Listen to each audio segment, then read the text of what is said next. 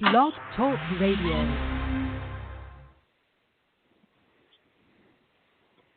Hello. Hello. Hello. Hey. Hello. Welcome to another broadcast. Welcome. To And Foodie. welcome to come to Arturo.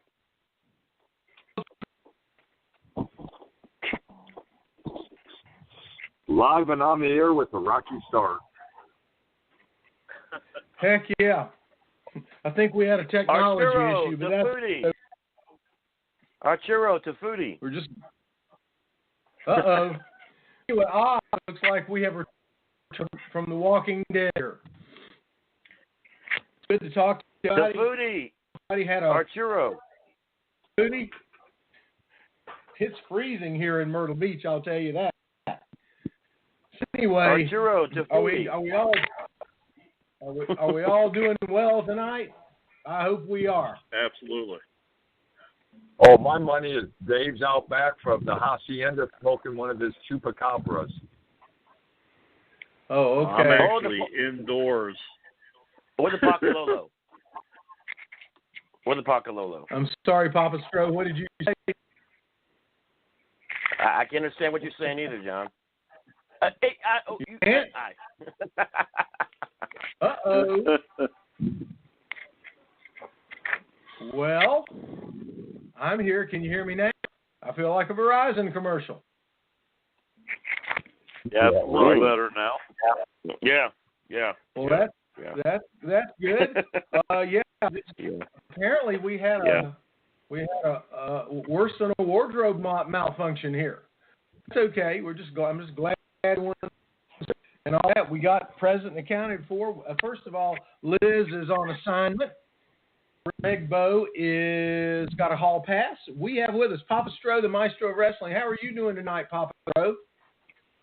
Well, first of all, can you hear me? Yes, sir. Perfect. Oh, thank God. Well, that's a good sign. That's a good sign. Yes, it is. Yes, it is. It's a very good sign. I know. So it looks like. So how are you doing tonight? Doing good. Fighting the weather, but other than that, just peachy. Just praying for everybody that's caught this storm, especially up north with those subterranean temperatures. Good Lord. Oh no, those negative degrees in Chicago. And by the way, the picture that I posted on Facebook, it has to do with how when it gets so cold, there's a ring of ice around the picture, around the image of the sun when we look at it, and so I thought it was beautiful. And they said that we haven't seen those in years, and so it's just that cold. Anyway, Papa Stro, we're glad you're here with us. It looks like the Queen of Sparkle, Liz Allred. Liz, are you here with us tonight? Liz, I am, gentlemen. I am here. Liz. We're humbled, Liz. Liz. We are humbled. So where are you, Liz? You sound like you're traveling. I am. I don't know if you guys heard, but 3 Wednesdays ago, I totaled my car, and tonight I picked up my new one. So I'm traveling back, so I'm picking up the car, but I didn't want to miss the opportunity to talk to you guys again tonight, considering this is my first night free since. So here I am. So you guys got me in the car. Fantastic. Ooh. Back in the thick of it, girl. Yeah. Well, that's great, Liz. Don't keep us in suspense. What kind of car? What'd you get?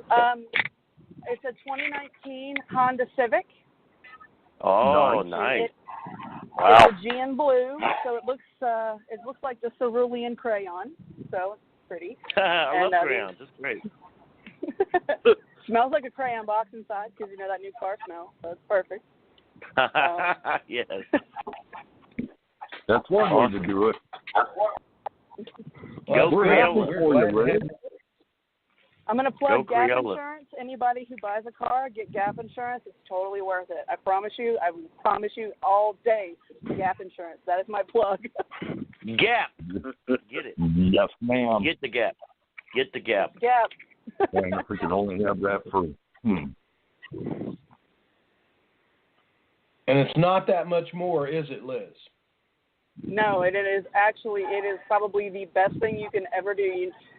It doesn't matter if you wreck the car and then 6 months after you get it, 3 hours after you get it. As long as you have gap insurance, whatever is owed on the car, insurance covers the difference and pays it off. Magnanimous. So that's a lesson I want to share with everyone. And yes, gap insurance is a must. Don't cheap out on that. Don't cheap out on toilet paper. Don't cheap out on bleach. Don't cheap out on gap insurance. Gap. That's a heck of a plug. All right, well, we will remember that one. Mm-hmm. 3 good pieces of advice from the Queen of Sparkle. That's great. The Queen of Glitter and gap insurance. That's exactly right, Liz. Gapomania. Thank you. How are you That guys sounds doing? like a wrestling event. So much. Everything Well, we're sounds like glad a wrestling we event met to you. you, John. By God. Everything sounds like a wrestling event to you. I could say Turtles. It's like, oh, this is like a wrestling event. wasn't me. Probably. So, anyway, that's great, Liz. Like Dave Atwell, how you doing tonight? Hey, I'm doing good. Just keeping it indoors tonight. It's a little too chilly to be out there trying to enjoy a cigar this evening. It's that wind's picked up, and it's not doing bad till the wind gets hold of you and it cuts you in half. So come on, Dave. No dip in the pool. no, man, I'm gonna wimp out tonight. So yeah. So, I don't blame you. I thought sure, David, you'd be out there smoking. You'd have your Cohiba. I'm sorry, I think I called it a chupacabra earlier. Yeah, sometimes decisions have to be made despite the agony that comes with it. But yeah, I'm not standing out in 12-degree weather and burning one tonight. I'm just not feeling it. So Because you're not burning the right one. Where are you getting 12 degrees? Yeah. Oh my, Liz. Oh my. I'm Wow. going to come back with a vengeance. I missed 3 weeks, guys. I'm telling you. We missed you. Make sure you guys miss me when I'm gone. We do miss you. I got to keep you guys missing me when I'm gone. Mm-hmm. Absolutely, we do. We're glad you're here, and Dave's here, and I'm calling on Todd last for 2 reasons. First of all, got to call on Todd, see how you doing, buddy. You said those prophetic words to me. This one came off early. I said, well, time moves quicker when you get toward the end of the end of time. So, how you doing, Todd?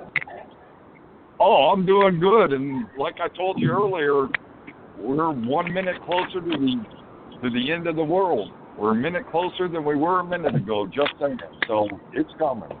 But I'm outstanding the supernatural. I'm seeing that Dave's there sitting in Dave and Stro in a salubrious 39 degrees. I'm doing all right. It's warmest temperature we've had today. We are at -1 at the moment.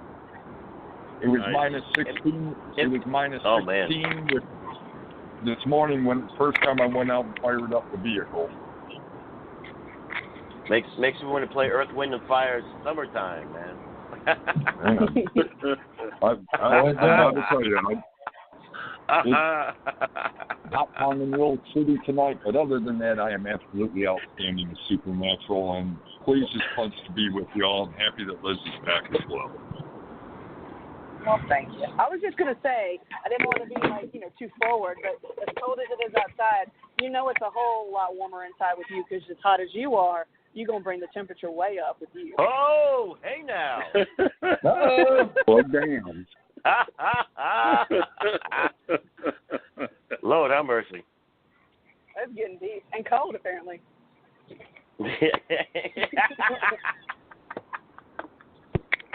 Yeah. I'll drink to that. I'll drink to that. Now, Todd, after that vote of confidence here, as I told everybody, Go Todd. Everybody can bring us a topic. Everybody brings a topic.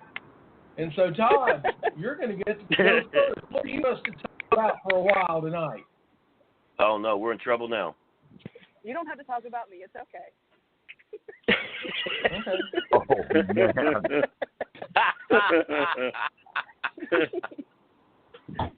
Narrow that topic Shameless. down pretty quick, huh? Wow. I don't know. Guys, I happened to twig on something yesterday, and I was kind of bumming because the way I saw it, they said there was not an English translation. But did you guys know that the French actually did their own version of Project Blue Book? Really? Really? And very different results. So the fun stuff has been trying to search up something that has an English translation. Mm-hmm. There are a lot of dead links out there, if you will. But it's called the Cometa Report. And they have a very different conclusion in Project Blue Book. It's Well, what do they C-O-M. conclude? Don't keep us in suspense. There is some stuff that we probably ought to think about. They come up in the category of UAD or UAPD. They have supposed to put a number on the end of like a 1, 2, 3, 4. But the 4 or the D, if you will, it's unexplained aerospace phenomena for the UAP. Mm-hmm. The category D is we have a shit ton of evidence, Mm-hmm. and we got no explanation. Mm-hmm.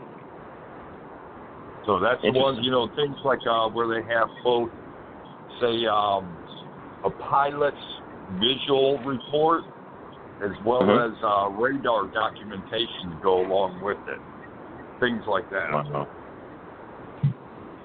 Interesting. And it's been interesting reading. I spent like 20 minutes rereading the chapter on that was talking about different forms of propulsion just to try to explain the absolute silence in the propulsion. Mm-hmm. So it's some very cool stuff out there. The Cometa Report is just, I don't know. I finally got to pull it out by the time I got done with work, and I've been pretty much transfixed. It's a blast. They break them down by all these categories. They show you how they put the whole process together. They actually have a great deal of cooperation between involving civil and military organizations, and they have a lot of independent things from the various technology-oriented things. People asking about propulsion. You get your people that are into the environment, they want to be involved in the testing of samples that were picked up from. So you get these people that want to be involved as opposed to those that are going to turn around and just immediately boo-hoo it. So it's just an absolutely different report than we've seen in many a year. There's some really neat results coming through some of the great comments, informations that come out. They even quote an American general back in 1947 said, "No, it definitely happened." What do we have here? I'm trying to find the actual part of the article. I got this pulled up. Like I said, it's just amazing. They test everything from physical environment, weather, air traffic, photographs, radar data, traces left in the environment. It just goes on and on. It's just a great article. Cool. Oh, very, very much so.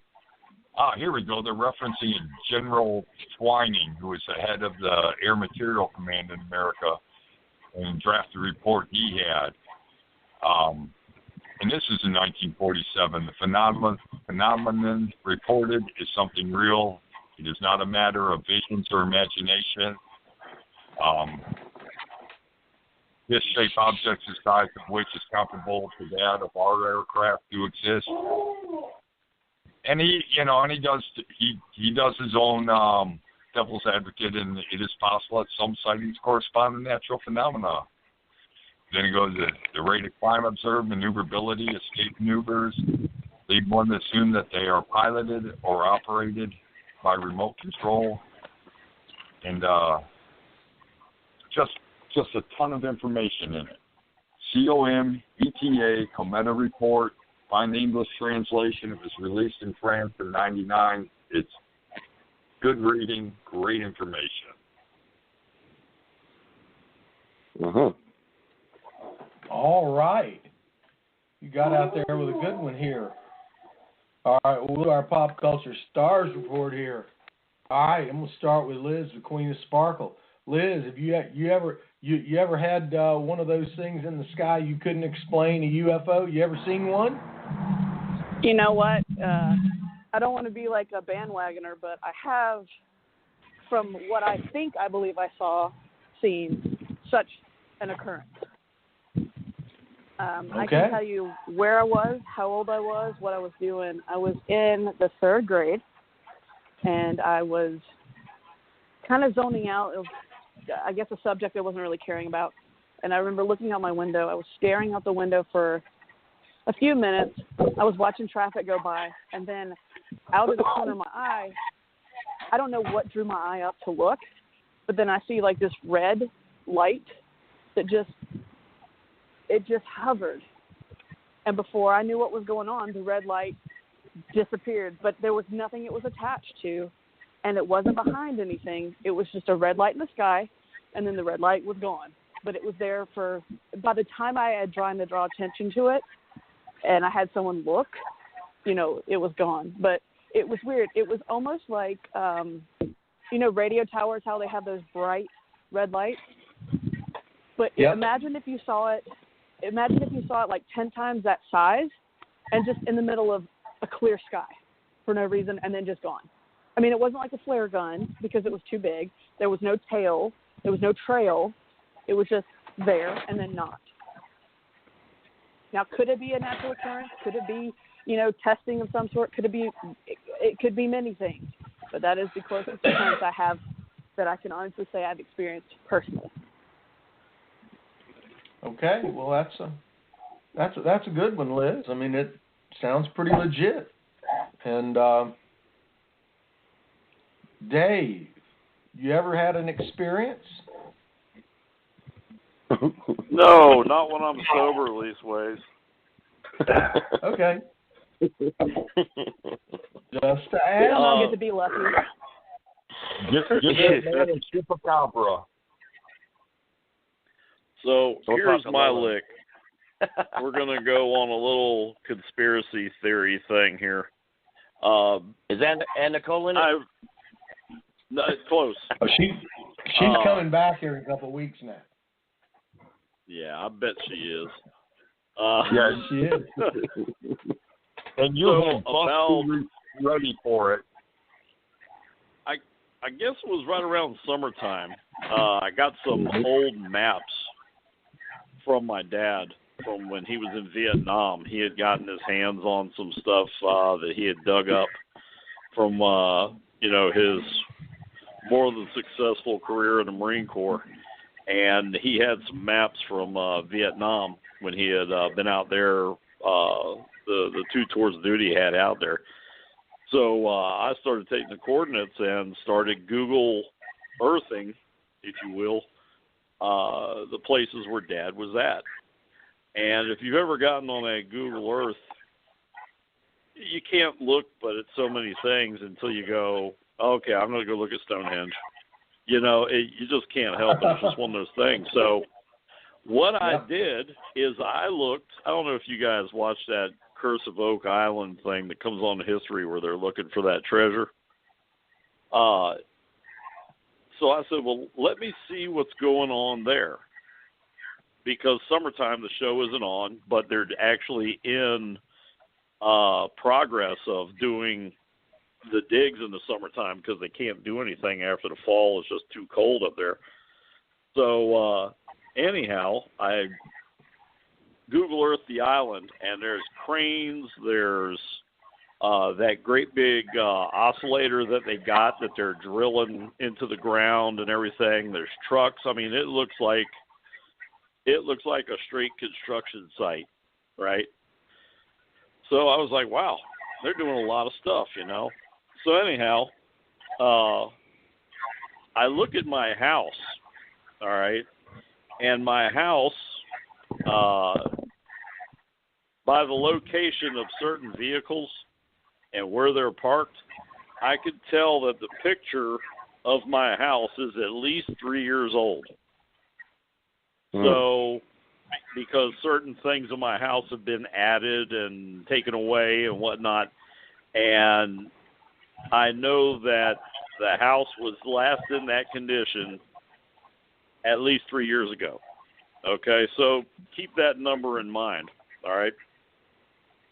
So this evening, I'm doing the same thing. I'm cruising through some coordinates that I had gotten from my dad and everything, and was looking at different parts of Vietnam where he had served and everything.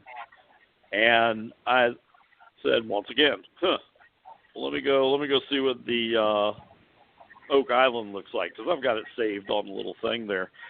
Well, when I go back over and look at Oak Island, the island looks totally undisturbed. There's no construction, there's no trucks, there's no digging, there's no nothing. It looks like it has not been touched. All right? And that show's been on for, 5 or 6 seasons now? So they've been digging for at least 6-7 years. So 6 months ago, they had all this excavation work going on, and the place looked like the DMZ. But now the picture they have, it almost looks pristine. And it makes you wonder, because as we've spoken before about these guys, in the event they find anything if they find gold coins down there, that's not the end of the world. But if they find some type of religious artifact, the government's going to swoop right on in, and we'll never know about it. So why is it suddenly this picture on Google Earth has everything smooth where 6 months ago it was tore all to pieces? And I don't know, it just kind of caught me by surprise. It had me wondering. I'm like, wow, there's the 3-year-old picture of my house still exists. It's the exact same picture it was 6 months ago. So I don't know. It's got to make one wonder. To be certain, they're not paying Google off to change the pictures. That's a little far out there. But, how did it go back to that? You know what I mean? Smithsonian gives them a phone call. They say, return that to the way it was 7 years ago. They'll do it. It seems to be the home of dark affairs is the Smithsonian. I mean, unless there's some pothead in the basement somewhere who's just like, hey, it'd be funny. What if we just put these random pictures here? And then all of a sudden someone goes, I don't know what you're posting, but that's not accurate. And then they move it back. Or could it be a conspiracy? I think probably. I think likely. Yeah, I just found it strange. Yeah. Mm-hmm. Well, it is, and it shouldn't be that way. But I guess the government feels like it has to be, and if they feel like it has to be, then that's fine. They're so conspiracied out right now, it's not even funny. Well, Dave, thank you for that for that observation. That's an interesting one. And now we come to the man, no myth, but the legend, Papa Stro. You ever seen or you have a comment on what Todd said? Actually, I got a story of my own, honestly. Okay. This was during one of the times I was on set for the drama/horror film The Hollow Oak, in which this was one of our all-night shoots that we did. And with this particular scene, it was a scene where the witch hunters were hanging the witch in this hollow oak tree, hence the name of the film, The Hollow Oak, and how it kind of got started with the history and how the hollow oak had the curse with the aftermath. Well, we're doing the scene, the hanging scene, right? And every time one of the actors, we would say our lines, we would hear this faint voice in the background. And we're like, where's this voice coming from, right? And even the sound lady was stopping us, saying, guys, you got to hear this, right? And she did the playback, and she had the voice in the playback with the sound. And we're like, what in the world? So we're searching through the woods, right, wondering if anybody else is around, right? And we happened to stumble upon a graveyard just down the path where we were doing the shoot with unmarked epitaphs. And this was like all happening around 3 o'clock at night, pretty much the witching hour, right? Ooh. So, pretty interesting stuff. So needless to say, we had some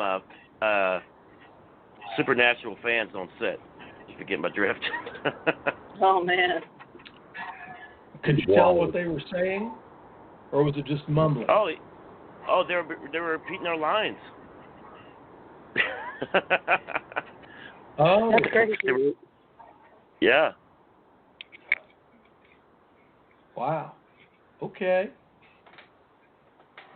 Imitation That's like is a new sincere direction for form of voiceover. flattery, right? Yeah, it was pretty eerie, actually. The witness. I mean, it was just like picking up EVPs without an EVP machine. More or less. Well, we've always had strange things happening, and I guess we're just noticing them more because of the internet. And well, that's a good one, Papa. So no UFOs, but ghostly sounds out filming the Hollow Oak. That's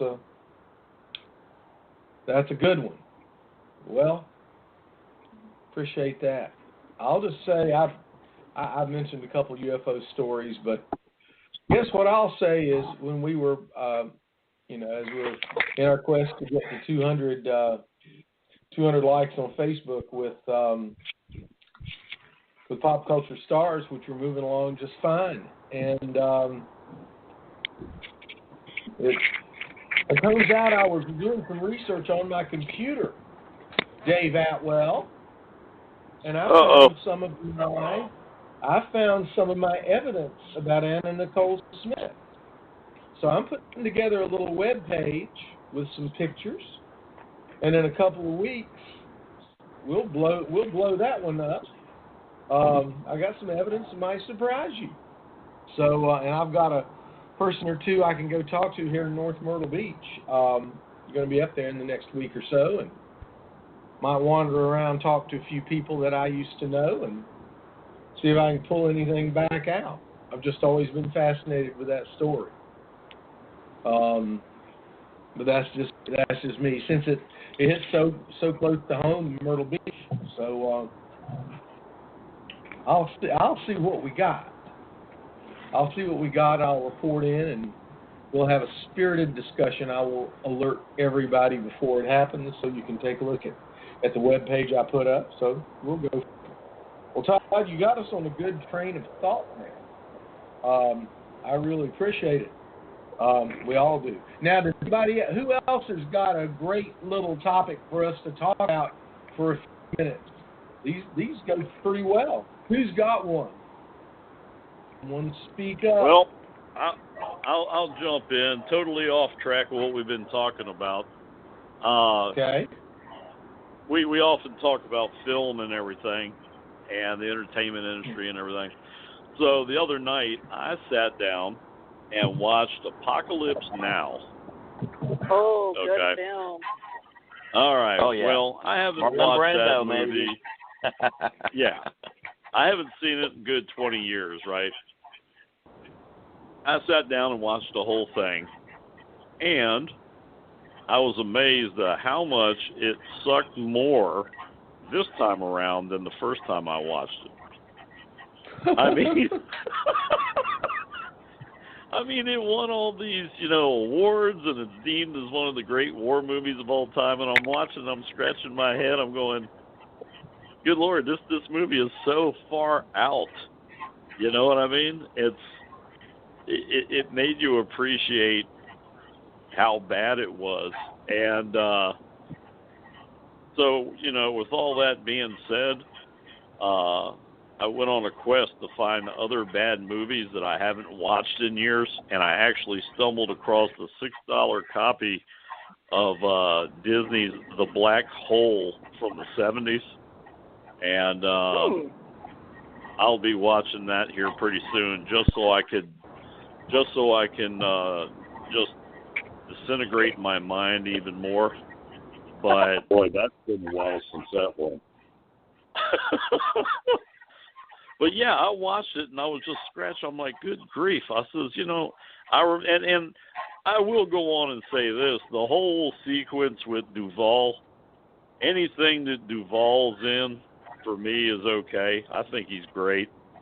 So, yeah, when he's doing the whole cavalry scene and playing, Flight of the Valkyrie and all that kind of stuff, and he's doing, that smell, that gasoline smell, smells like victory. That's great. And the good thing about it, or the genius behind it, is that when he's on the beach, because that scene, they're trying to land that beachhead so he can go surfing. It's not a strategic place that they're picking up for the war. It's good waves, and he wanted to occupy that beachhead so he can have the surf. And the whole time they're doing it, he's talking, and all these guys are ducking and, hitting the deck and everything. And Duvall's walking around talking about the waves that he's seeing, and all these bombs are going off and the mortar rounds are hitting. He's not even flinching. That was indeed the best part of the movie, but the rest of it, just absolute head scratcher how it got the acclaim that it did. But nevertheless, so there, I'm throwing it out there. Who's seen some ridiculous-ass movies here in the last little bit? Oh, it's movie review time. Who's got one? I watched a movie actually last night. I'm not big on watching movies. I work too much in television that I'd rather read. But I ended up watching a movie last night called Superfly, and it's set in Atlanta. And it's not my usual go-to when it comes to like a movie I actually want to sit down and watch. But I will say, it had me intrigued. It had me feel for the characters.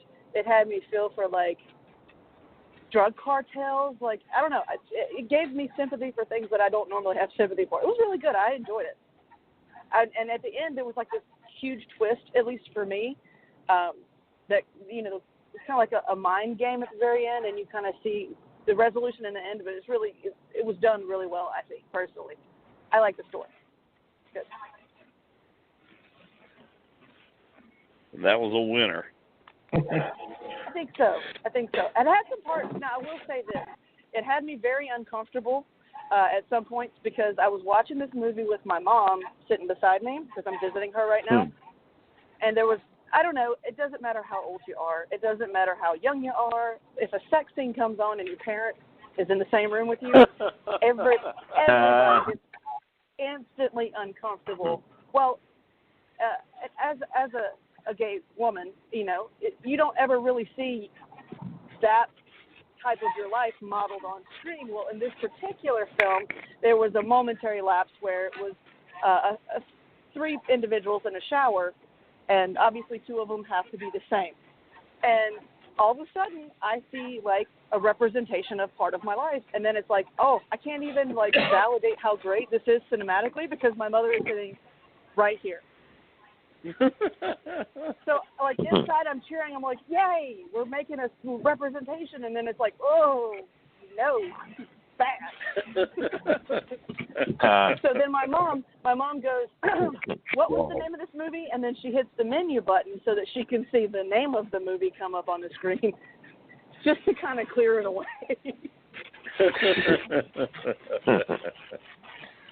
She's like, oh, it's Superfly. Okay, cool. And then she hits the menu button after the sex scene is over. Yeah, awkward.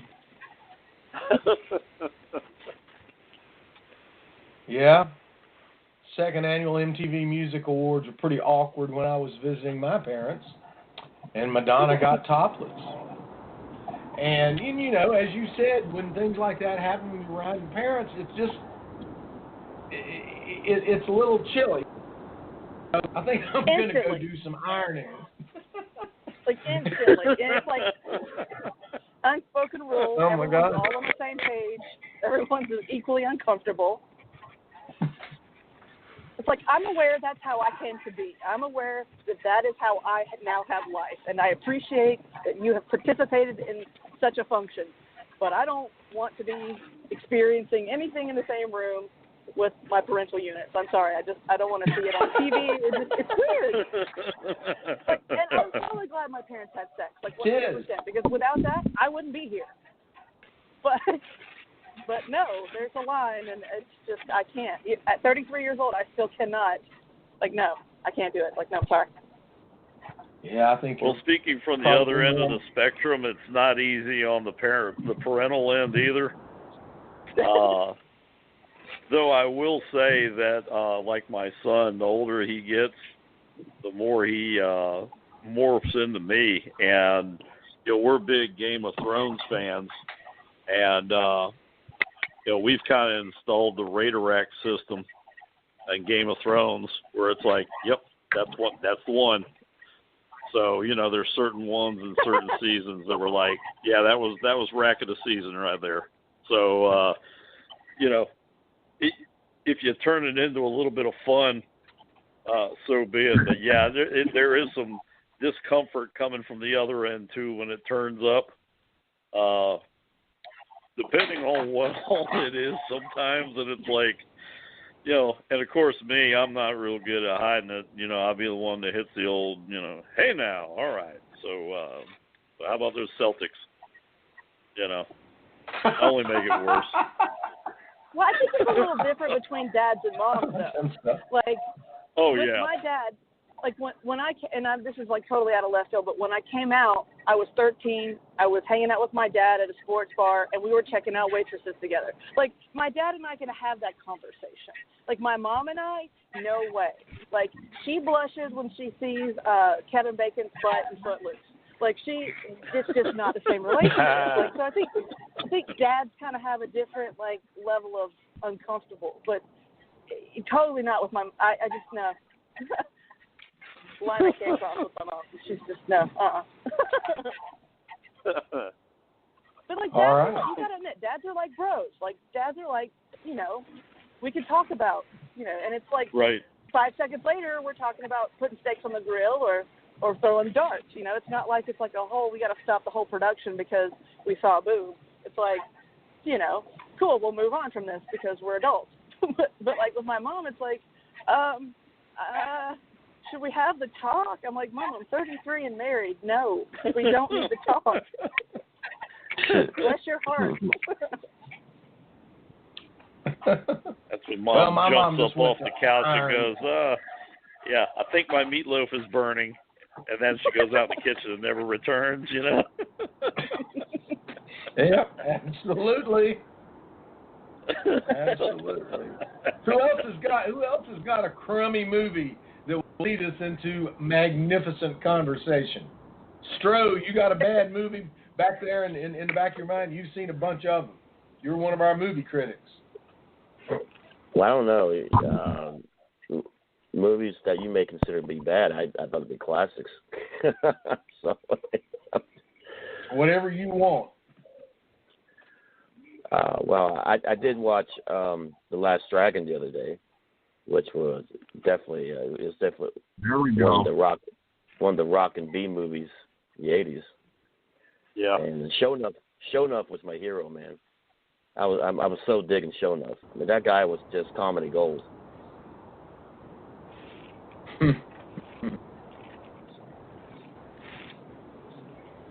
All right. Well, that was a good choice. Todd, you got one? Oh, Wow, they got crickets on that one. I guess it was a good choice. Everybody loves it. That wasn't bad, brother.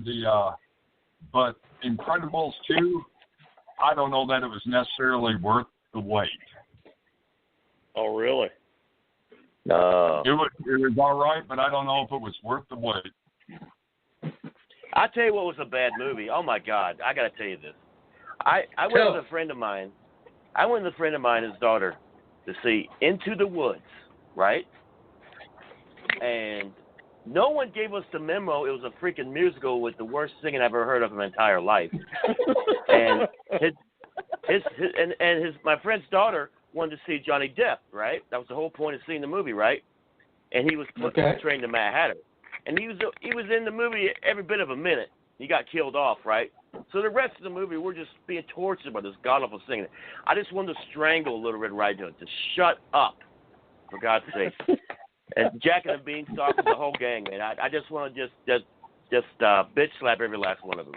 And my friend and I are looking at each other like, this is like 2 hours of our life we can't get back. And their daughter's just laughing at us the whole time because she knew along with she was smartened up. We had no clue, right? So, we were just like looking at each other like, oh my God, what have we done? Unbelievable. So don't waste your time on Into the Woods, for God's sake. It'll drive you crazy. Whatever you do. Sometimes I think you kind of it's worse than scratching the chalkboard with your nails. That's how bad it is. It was terrible. Oh, it's horrible. There are some movies that, you watched 20 years ago or, longer than that, and you're like, this is a great movie, and then you watch it. Because, let's face it, the world is a whole different place between a 20-year-old and a 40-year-old. And I'm getting long in the tooth now, so when I turn on things, what entertained me 25 years ago isn't hitting a lick now. Not to mention the fact that I'm turning into Hank Hill and everything. So, it's funny how some of these movies, and another one that comes to mind is Grease. When I was a kid, Grease was coming out. I think I was around 9, 10 years old when Grease came out. Thought it was a great flick. Now, all I got to do is even remotely hear a song from it, and I just want to take my life. It's like, who put this together? Who did this? Somebody make it stop. It's worse than any stomach virus you could ever have. You know what I mean? I got to tell you a funny story about John Travolta. Oh, my God. A buddy of mine, Kevin Nash, was on the Punisher movie that he was on, right? He said, you'll never believe this, but while he was on set, John Travolta tried to hit on him on set. It's not hard to believe. He said he couldn't believe it. I got chills. They're multiplying. Yeah. Kev was the Russian guy that he sent to take out the Punisher in the film, right? And he said he didn't count on being hit on by John Travolta. Yeah, John Travolta's an odd cat. Must be some of that Scientology getting in there. Oh. It gives a whole new meaning to Grease when he's yelling out, Sandy! Wow. Sandra D! Yeah, there's your Grease lightning. Yeah. I was just about to my say, God. burning up a quarter of a mile there.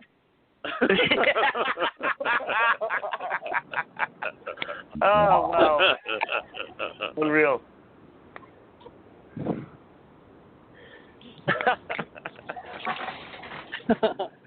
Well, But, you know, just I the don't have- opposite, though, when it comes down to that. There are movies that get better to me. Like Goodfellas. Every time I see Goodfellas, it gets better. Every time I see Platoon, love it gets better. Every time I see The Godfather, it gets better. Yeah, Yes. Platoon was great. Tom Berenger. Funny story about Platoon. My dad, when I was growing up, you couldn't keep me and my dad in the same room together. We'd be throwing hands at one another. We were too much alike. Could not get along for anything. And so he had come back from overseas, and he was trying to bridge the gap a little bit. And then he says, well, let's go out and see this Platoon movie. I says, all right. So we go out, and Tom Berenger, of course, was the bad guy in the movie. So, you know, we're in the movie theater, and all the Tom Berenger parts, there's two guys in the theater going, yes! And it's me and the Sergeant Major. So if there was ever a bonding moment, it was knowing that my dad also cheers for the bad guys in the movies like I do. So, but that's another one of those movies, to me, it gets better every time I see it. So, you know, I guess there's a yin for every yang, you know. Agreed. There's a story that the Willem Dafoe scene when he was getting shot up, and they were talking about how dramatic it was, that the special effects were not going off with that the way they were supposed to, but they felt that he was so good that they actually kept it without all the bullets striking him. Really? They had planned to hit him. But, you know, that's one of those a keeper blooper, how do you call that? Yeah, because Berenger was awesome in that movie. Oh, most definitely.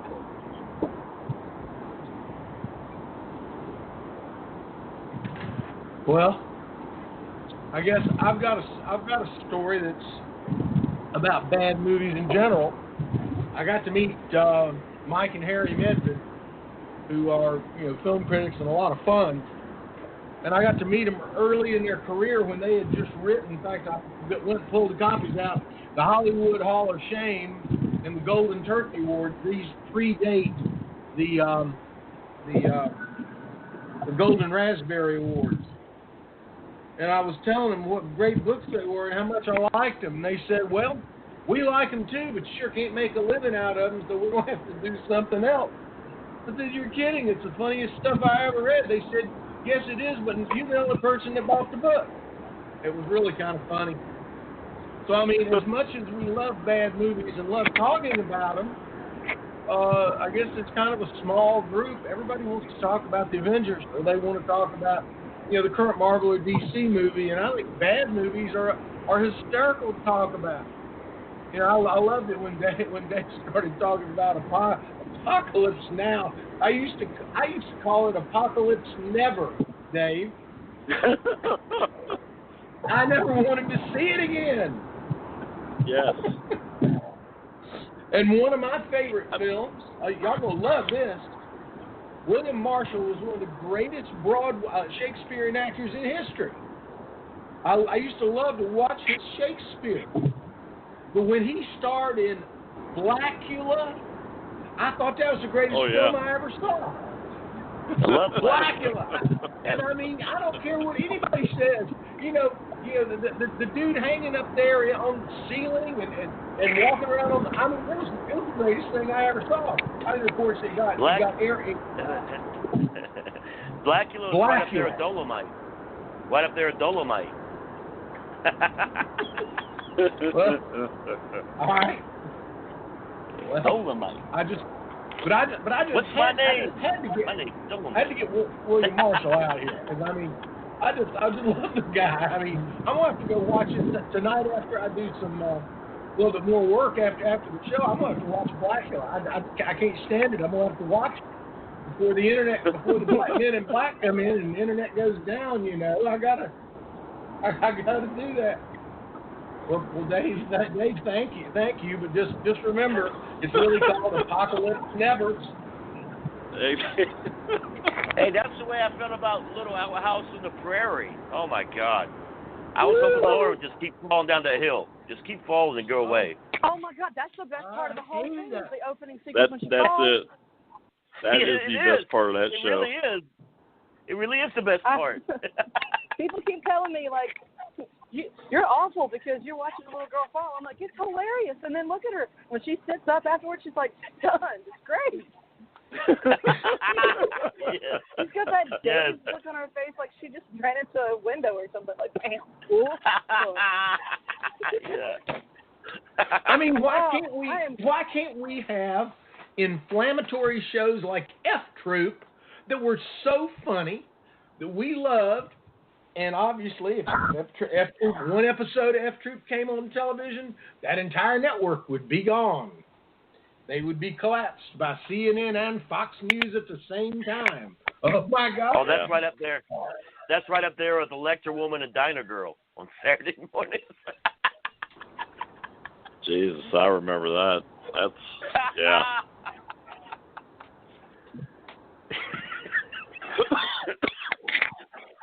You see, that's the thing. Our world has gotten so politically weird. The things that we all grew up with, that we genuinely thought were funny, whether they were making fun of certain groups of people or certain actions. Well, I mean, you know, you can only get so unfriendly and so boring and so unhappy so much. I mean, you know, you just got to realize. I mean, you know, we used to live in a time when if something was funny, we'd laugh at it. Now they go run a hashtag on you. Yeah, now you look around the room and see what everybody else is doing, and then you laugh. Yeah. Well, I think, you know, this might be because I'm obviously younger than some of you, like, I think political correctness is out of hand, like 100%. Like, it has gone insane. But I think it's kind of like, so the elementary school that I went to didn't have air conditioning. So we all had fans in the room because that's how we cooled off in the summer. Now, it's great, you know, we all have fans. But when we have that one little asshole kid who wants to put a pencil in the fan, we all lost the fan. So I think, hey, you have my sincerest apology for my actions. But it's like I knew you, Dave. The actions of few, where I think sometimes in a certain way, political correctness had a good intention behind it initially, or has had good intention behind it, but it's gone so far because people have misused what it is and what it isn't, just to keep pushing agendas versus actually truly trying not to say, you know, inflammatory things that could actually genuinely hurt people. Now they use it as a hot button thing. So it's kind of like those few people who have chosen PC to be, well, that's just another PC thing. It almost seems like in a lot of ways, if it wasn't for the people who were misusing the initial, you know, push for it, it wouldn't be what it is. It's like, you know, we all have fans because we don't have air conditioning, but then we have that one kid who had to ruin it for everybody instead of utilizing the fan, which is a good thing, to combat the heat. It's like, well, we got this one idiot who doesn't know how to obviously use it and doesn't want to play by the rules, and so now, you know, it's out of hand and now nobody gets a fan. You know, I think when you misuse something that is initially supposed to be good, it's going to take like the snowball effect, and next thing you know, you got a huge mountain of garbage and it's a laughing stock versus doing a good thing like it initially tried to be. It ended up being a laughing stock, and now everyone's super sensitive and no one can say anything. Yeah, well, that stuff, the finger pointing gets old. Yeah. Yeah.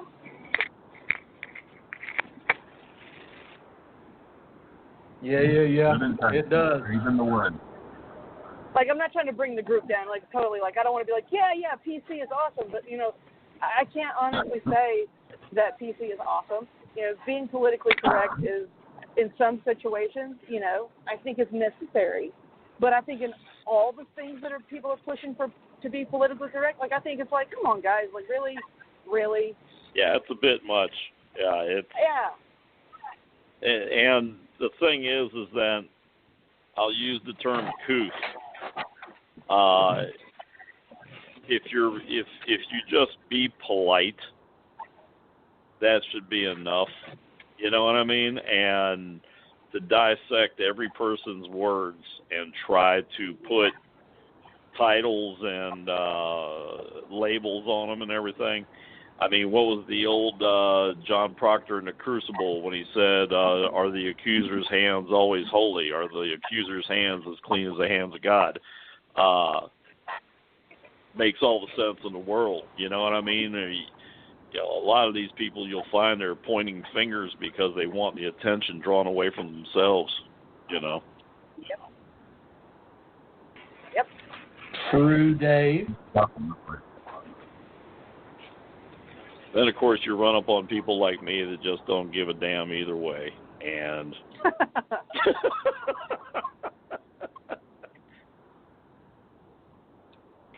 I mean, I just want some news on the news channels. Not all this political correct stuff. That's not news. I want the news. I want to know who's fighting who. I want to know who's encroaching on whose borders, or whatever. For goodness' sake. And I mean, that's what I want. Just dumb Dr. John. That's what I want. Well, Papa Stro, do you have a burning question you'd like for us to discuss? We have not had one from you yet. Well, I've been waiting my turn. Okay. Your turn has arrived. Yes. All right. Thank you. Now let me say it. Going on the lines of what you guys were saying, I just want to know what the hell happened to sense of humor. I mean, my God, there was a time when we all could make fun of each other and laugh and carry on and just call it a day. And now it's like anybody that says anything remotely funny, they get chastised for it.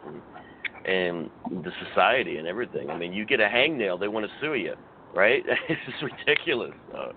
I mean, look at all the great sitcoms we used to have, where it doesn't matter all nationalities and backgrounds, and we can make fun of each other and laugh. Look at the Dean Martin roast, for crying out loud. Look at the stuff that was said and said about class and taste. You know what I mean? And the comedians back then, I mean, they could make fun of anything they wanted, and everybody knew was humor, right? But nowadays, I mean, it's like you make fun of anything at all. It's like, oh, they hashtag you, or they condemn you, they blackball you, or so forth. Rob Snyder. I saw an interview with Rob Snyder here recently, and he was talking about that it's really tough to be a comedian nowadays, in which in his acts, his stand-ups, he has to have people sign waivers that they won't come after him, basically. Because those last kids ruined it for everyone. Right? Yep. It really is sad. Yep. And why do you think people nowadays go back in time and watch those funny sitcoms and those funny shows and television events? It's because that's where they get true. They can't get anything funny nowadays because everybody's so freaking serious. And uptight. You're right. I mean, Rodney Dangerfield couldn't have been famous today. It would have been impossible.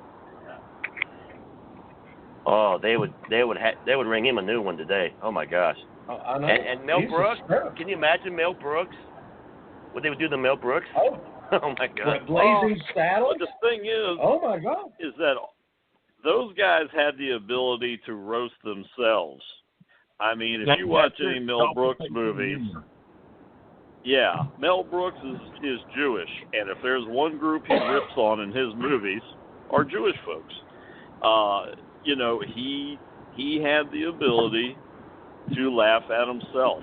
And I think once you get that ability to say, hey, yeah, I am funny looking, and get on with your life, it makes, if you could crack on yourself, you could crack on anybody else. It's just, people get so uptight, and they get so pissy about things. Hey, if somebody walks up to me and says, hey, you're short and fat, well, guess what? I earned it. So, good call.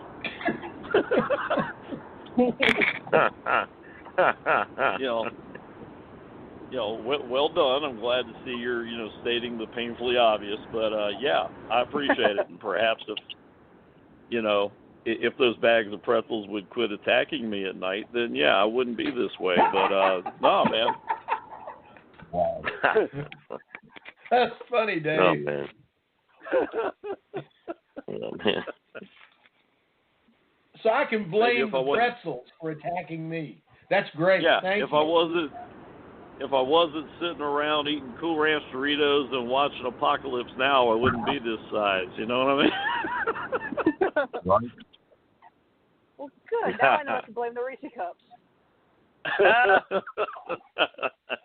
It's not my fault, really. It's the Reese Cups. That's right. It's all the Reese's Cups. Yeah. It's like Bobby said, that's the devil. That's the devil, Wiz. The Reese Cup devil. You know why they call them Reese Pieces? Because when you eat so much, you get extra pieces all over your body, and it's from the Reese's. That's right. You got to clean them up. Yeah.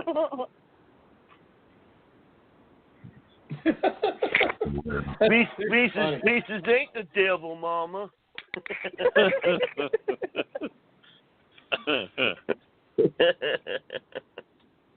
Oh my goodness. Well, you're right, Papa Stro. We can't take a joke anymore. And if someone makes, what makes a great world is the fact that we have different groups in this world. We are not all the same. And we all have equally funny things about us. That it's okay. It's okay if you want to laugh at it. At least it was when I was growing up. But apparently you can't do that now. And I guess that's why. I guess that's why they have CIS. Every show is a murder mystery anymore because we can't have comedy. Oh my goodness, you can't. You couldn't have Three's Company. I don't know. That's right up there with Apocalypse Never, Dave. But I mean, you couldn't have Three's Company. You couldn't have Truth. You couldn't have. Yeah, that show's awful. and you couldn't have Star Trek. You could not have that original cast on the bridge of the Enterprise today. You'd get hounded. It was a wonderfully diverse group, but they would just say, "Well, you just made it up." What are you supposed to do? Or what are you they would find what's missing. Let's face it, Captain Kirk was way ahead of his time, man, because he was making out with aliens and God knows what else on that show. He was way ahead of his time. See, I was a big McCoy guy on Star Trek because he was the best. He was the only guy on the Enterprise that could cuss and call Kirk by his nickname. Damn it, Jim. You're like, yeah. Yes.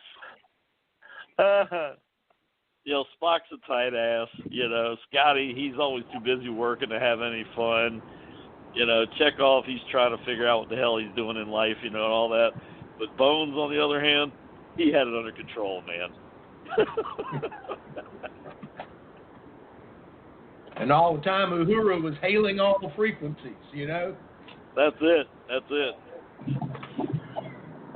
Being in the break room and all kinds of stuff.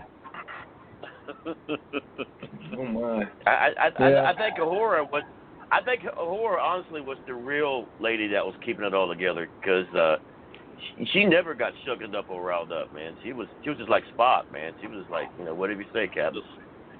That's it. Yeah, she was the Rock in the Enterprise. Well, I think Scotty was full of scotch, is what I think. He was probably drunk at the time. I was gonna say if you work down there in the engine room long enough, you know what I mean. No wonder, looking back, no wonder Sulu kept eyeing the captain and going, aye, aye, captain. Yep. Absolutely. Wow.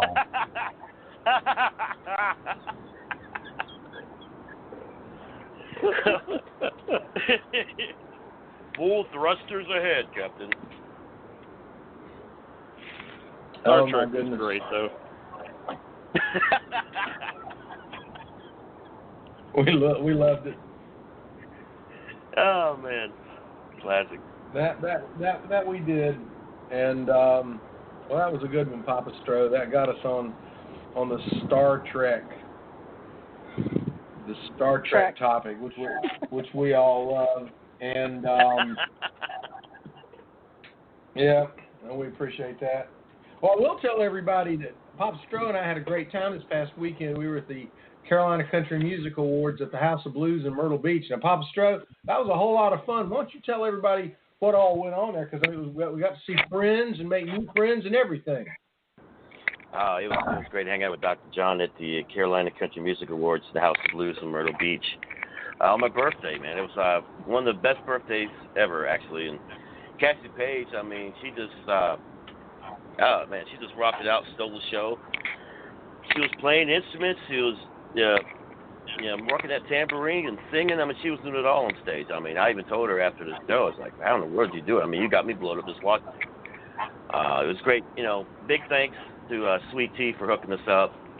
And it was a great time seeing all the artists. And, congratulations to the ones that won the awards. And, of course, Cassie Page for another astounding performance. She's incredible, guys. She really is. Oh, I love her. Well, she is. She's got her national recording contract now, and she's got her another new album coming out, and she's going to be on here in a couple of weeks. Not just for Stro's birthday party, but she's going to be coming on just to talk about her career and her life and a lot of fun things. And we met some really great musicians. We've got a couple of those bands that are doing landmark kind of great things that are touring all over the country. They're going to be on Pop Culture Stars here. I got some names, phone numbers, already been in touch with them, and they're all excited. They want to come on here with us and hang out with Papa Stro and the Queen of Sparkle and Dave and Todd and not me, but that's okay. But no, so they're going to be coming on. It's going to be a lot of fun. We're going to have a great time this first quarter with some of those artists and everything, and we just got a lot of good things. And I'm going to be, as I said, I'm going to get back at Dave for Anna Nicole here in about 2 or 3 weeks. I've got a little bit more investigation to go on, and Dave, it's funny, that was 3 years ago, and I've still never forgotten it. You seem to have never forgotten it, and if you're not careful, we'll get Bigfoot on here. Yeah. Hey. I mean, they're one and the same. I don't know. Now you better not say that if the Chief Squatchers around. Now they'll be they'll put it. They'll get you. Don't you do that. But yeah, we got a lot of great things going, and it looks like we're heading toward the end of another legendary Pop Culture Stars. Let's go around the room, do a plug, do a goodbye, say whatever you'd like. It doesn't have to be short. Everybody can have their own circle around. We will start. We'll start with Dave, because Dave can always talk. That's the good thing about Dave. We'll go with Dave, and then we'll go with Todd, and then we'll go with Queen of Sparkle. Then we'll go with Papa Stro, and then I'll cap us off. So, Dave, what have you got to say to all the people? And we've got a lot of people listening in here on VOC Nation. And, by the way, I got to tell everybody this. Not only are we going to stay live on VOC Nation, but we are headed to Spotify, and we're headed to iTunes starting next week. So we'll have an even larger audience to listen to Dave complain. That's the weird thing. We've got more people to listen to him complain. It doesn't make sense.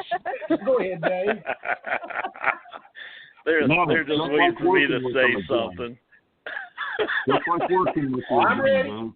Yeah. What's he gonna do Parting this time? shot this week. Yeah. Well, my plug will be very simple. It's for the last, I venture to say, 10, 15 minutes, I've had cuddled up next to me the prettiest chocolate lab on the planet, Sadie, that she's a rescue dog, and she became part of the family on December 1st, so Friday will be the 2-month anniversary of her being an Atwell, and she's looking great. She's a sweetheart, and I'm going to tell you something. Far be it from me to say, don't go out and buy a pet. I mean, if that's what you want to do, you want to go out and you get a certain breed of dog, and you want to go out and get a registered dog, and you want to pay the money, that's your call. But for all the dogs that need a home, that need some love, they're out there in the pound, they're out these rescues and everything, and, Sadie, when she came out here to the house for the first week she was here, I mean, it wasn't easy, she was, we were trying to get her to adapt. She wouldn't go outside, and, the eating was minimal and all that kind of stuff, and now, here it is 2 months later, she is one of the crowd, and she has sat right here next to me and has let me pet the fur off of her in the last 15 minutes, and it just, you get that warm fuzzy from knowing that there's one less dog that made it, or one less dog that didn't make it, because you opened up your home and your heart and let them in, and she's great.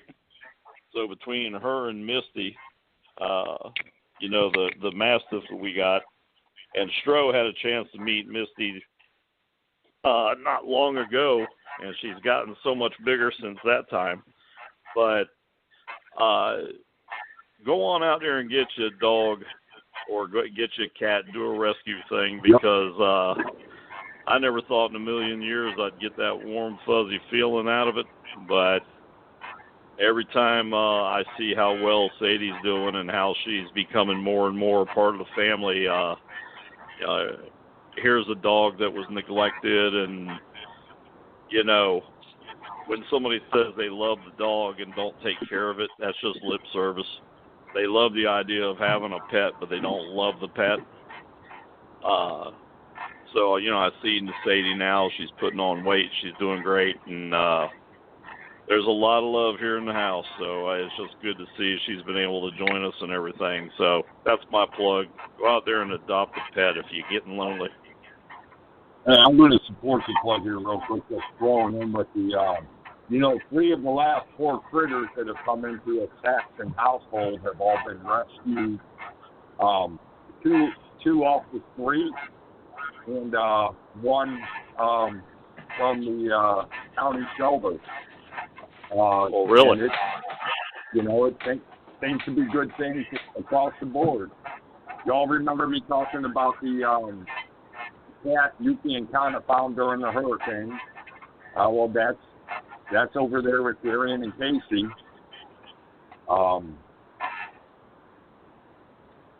Hobbs, who we put down not that long ago before I left Sam's, and then the one Kana got just before I left there.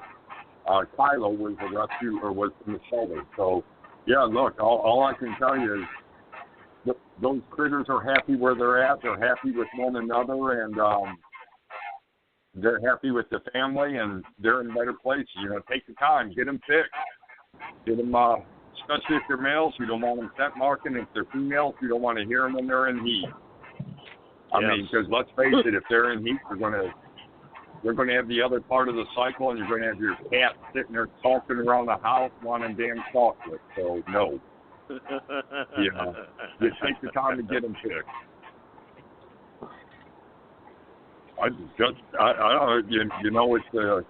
It's a good thing to get those critters fixed. There's a lot less strays.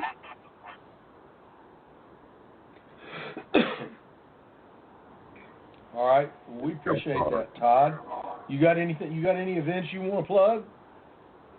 All right, no, I want to. I don't know. The event I want to plug is us getting Lizz back on the broadcast and taking the time to drive back while went through the vehicle mishap. We had to do the recovery. She had stuff going on with Mom, and jumped right back into the thick of working again. And we're going to plug her new Honda Civic. We got our Lizz back, and Lizz got a new set of wheels. So look, I'm happy we have all this right on the planet. Well, thank you guys. That was sweet. Yeah, good to have you back. Absolutely. Good to be back. I've missed you guys. Well, since you missed us, why don't you do your comment and plug? I would like to take this moment to respond to the pet adoption plug from a second ago. I will say this, both of the dogs that my wife and I have, which we've had one for 11 years and one for almost 12 years, they have been the best asset to our lives. I mean, they are like our children, but I will say since this accident, I've been having a little bit of PTSD, panic attacks, like while I'm driving sometimes. And then when I get home, like if I fall asleep on the couch and I'm, whatever, sometimes I can wake up having like a nightmare reliving the accident. And I did not realize, but my dog has started sensing it before it happens, and he puts his chin on my knee. And I don't even realize before, I start to get the panic attack. And now, like, my wife was just like, you realize every time you have a panic attack, Shapes is right there. My dog's names are Shapes and Colors. And Shapes is always right there every time I have a panic attack. And he will not stop until I start petting him. And I apparently calmed down.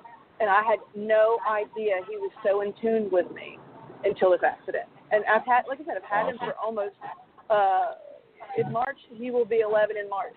I mean, I've had him that long and had no idea how much of an emotional support he was. So, rescue animals can be the greatest part of your life, and you will be giving them the best part of you, as well as they will be giving you the best part of them. I mean, rescue dogs are amazing. Now, I'm not saying breed, you want to breed, you want to breed.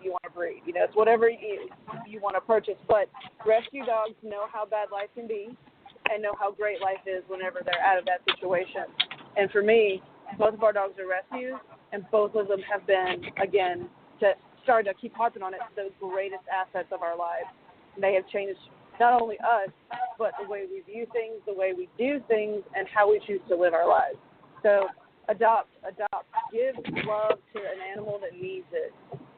That's 100%. I'm on board for that. That's pretty classic. But what's almost odd is I'm pretty sure Pop broke the pile on. I'm sure Dr. John Fields said I did. It's like none of this is pre-scripted, folks. This is all, we are playing off the cuff. I just thought I should mention it. Yep. It's all off the cuff. Yeah, absolutely. Absolutely, we have no it idea is. what we're going to say. It's usually good. Yeah, it's always good, actually. Well, thank you, Liz. We appreciate that insight, and give your dog a hug when you get home from us. Absolutely. Okay? I will. Thank you. I'll certainly do that. All right, Papa Stro, what you got going on? Well, first off, I would like to thank South Texas Underground Film Festival and Green Hero Films for screening and playing the film documentary about me, the Maestro, this past weekend on my birthday in Corpus Christi, Texas. Much love and appreciation to those guys for sure. And thank you for everyone that turned out to watch the documentary. Also, coming up, I will be with the cast of the Dust series at the Statesville Comic-Con Saturday, February 9th. And that'll be from 10 a.m. until 5 p.m. The Comic-Con will be.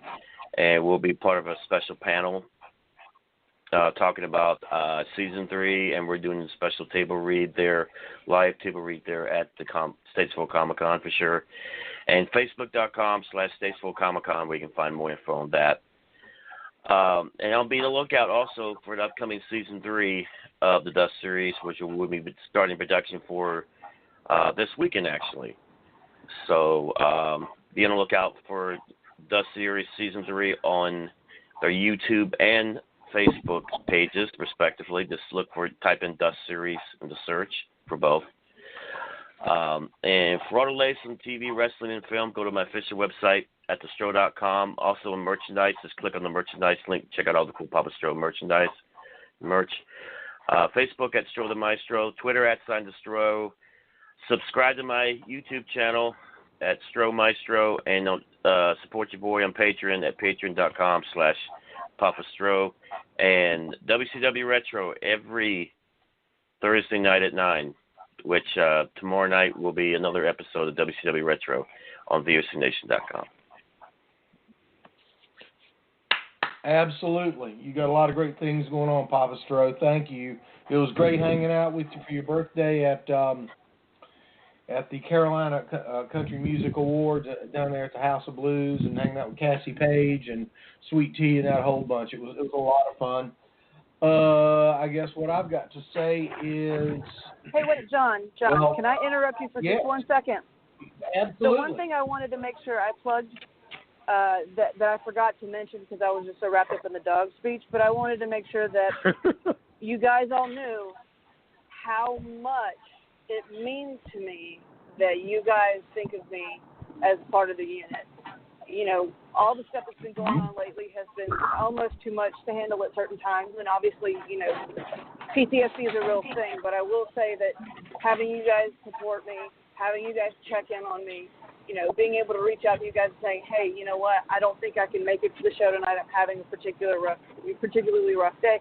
Like, having your support has just made, I don't know, just this healing process so much more bearable. Because, you know, it's really hard when you can't do the things that you normally can do. And I just think the world of you guys. You guys are great friends, not just colleagues, not just, you know, panel members, but friends. And I think the world of you guys. So I really, really appreciate everybody who's reached out to check on me. And you guys are amazing. Thank you so much for, you know, being a part of my life, essentially. That's my plug today, is I want you guys to get gap insurance, and I love you, all of you. I really do. Love you too, your family, Lizz, your family. We love you, Lizz. Yeah. Big hug, Sonny. Big hug. But that gap's more important than anything. You're right. Gap insurance. Gap. Sorry, John. Gap, by God. Well, that's all right. I'm glad to. We got... You know, now that we have moved to a 90-minute show, we're not quite as pushed and everything, and the folks on Spotify and iTunes, I think they like a little bit longer shows. So I think, you know, we're doing great. Just so glad to be here on VOC Nation with Brady and Papa Stro and everybody. I guess I will go from the micro to the macro. First of all, tomorrow night I'll see Papa Stro at 9:30 on WCW Retro. Tomorrow night at 11 p.m. Scary Cast. Devin will be gone, so it'll be me and Papa Stro. We have got Jackson Samael from Australia. He's going to be talking about the bunyip, who's a lot like our lizard man. So Papa Stro, you get to moderate me and Jackson talking about Lizard Man. We love you for being on that show, buddy. I tell you that. Thank you so much. And the Lizard Man down under. That's right. There is. Well, as Jackson said, you know what? He said, mate, they're all over the world. I don't know why in the United States you guys don't want to acknowledge them. And there's my best Australian accent. But he's right. We're going to talk about that kind of stuff and everything.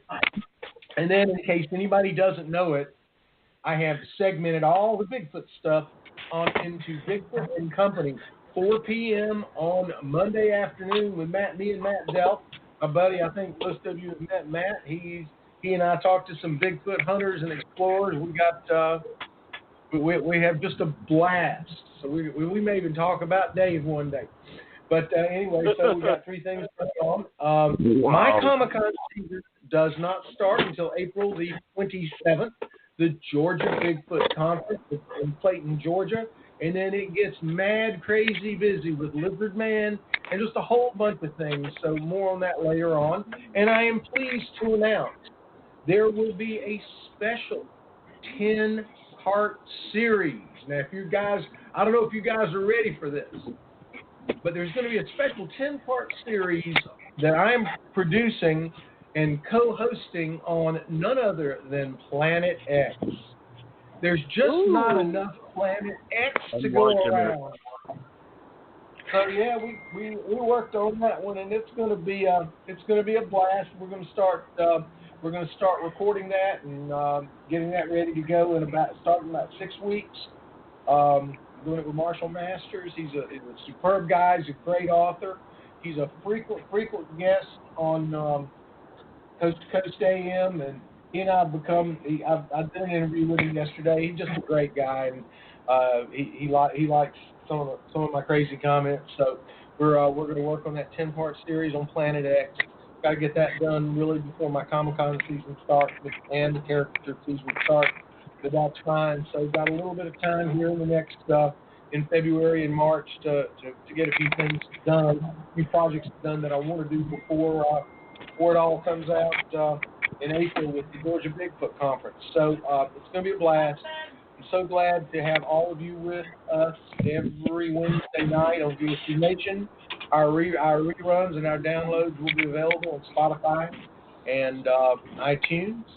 But we are a flagship 9 o'clock show on the one and the only VOC Nation. Papa Stro, thanks for introducing me to Brady Hicks 3 years ago. Hard to believe it's been this long.